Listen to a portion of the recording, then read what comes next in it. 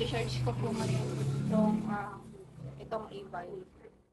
Papakita ko po sa inyo kung paano po siya i-charge. Dahil maiksi po itong wire ng charger ng e-bike, kaya kailangan ko siyang gamitan ng extension. Yan, sinaksak ko dyan. Tapos, itong charger ng e-bike, isasaksak ko dyan sa extension.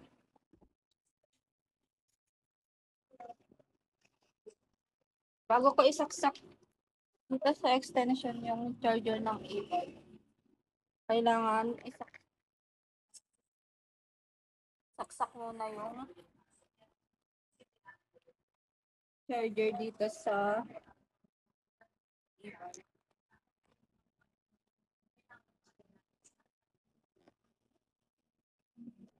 Dito, may tatlong butas to.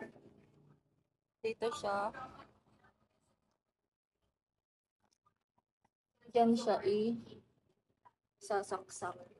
Kailangan, bago isaksak yung charger dun sa extension, sasaksak muna ito dito sa e-bike. Ito yung sasaksak lang dito.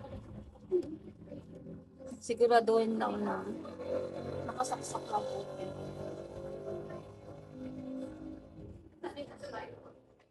Tapos itong extension wire. Lalagay ko dito. Tapos itong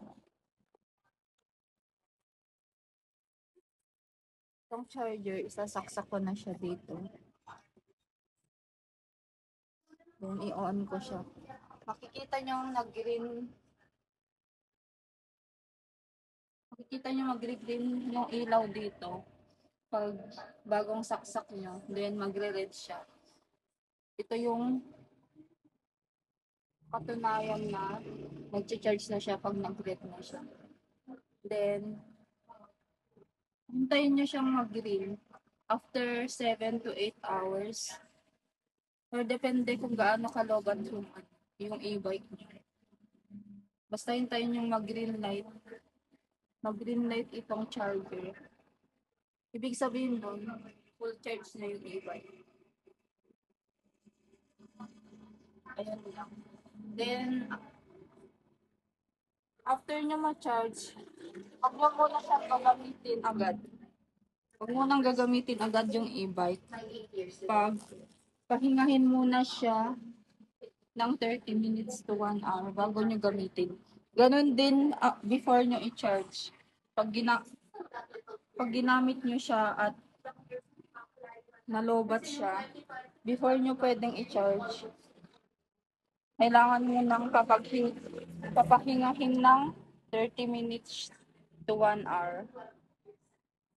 Ganun yung tamang pag-charge sa e-bike.